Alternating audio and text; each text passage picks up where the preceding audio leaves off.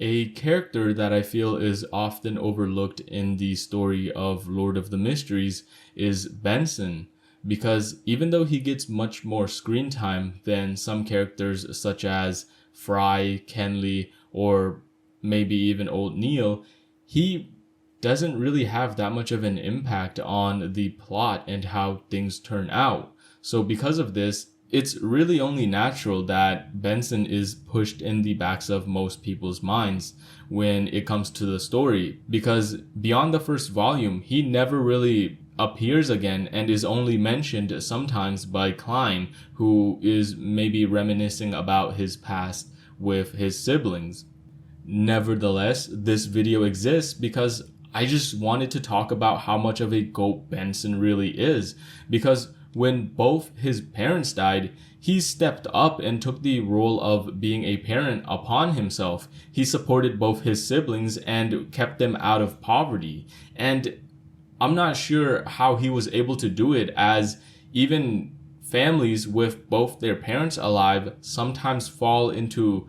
poverty and are not able to support their families, as we can see from some of Melissa's friends who had to move out from their neighborhood into lower end districts. Whenever Benson appears in the novel, the author, for whatever reason, always just dogs on Benson for having a receding hairline. And honestly, I don't even blame Benson for having a receding hairline, because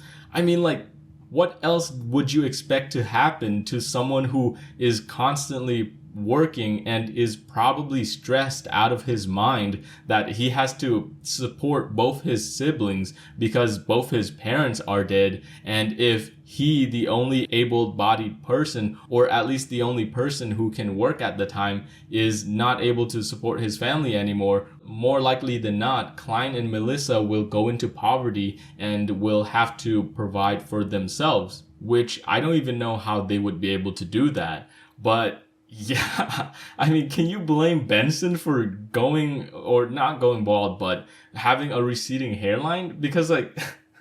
the world of Lord of the Mysteries, as we've discussed prior, is not only a nightmare in terms of just the mythical creatures and just the amount of fates worse than death that there are in store for you if you really wanted to mess with it, but it's also a nightmare in terms of just being a normal person, because there's no worker laws or minimum wage, at least I don't think, and your job could probably just be overtaken by some farmers who are willing to work for a lower wage than you because of some new grain or rice act. So yeah, just give all the praises and all the flowers to Benson, because he is the sole reason that the story is possible, as without him, Klein would have never been really able to study languages at a university, since he wouldn't have the funding or money to. And I don't think I need to stress the importance of Klein and his knowledge of ancient languages,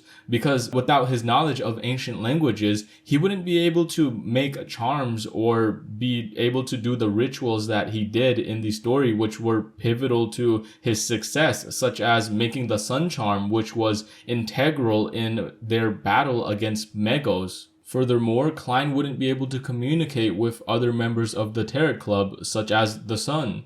So yeah, we could probably go on, but I think I've made it plenty clear that Benson is the GOAT. He is him. He is what made the story possible. He single-handedly supported his family and saved them from poverty. In conclusion, Benson is the GOAT, and he needs more praise and flowers given to him. He needs more fan art that is indicative of the status that he holds in Lord of the Mysteries as the great protector of the world, because he is single-handedly making sure that Klein becomes what he's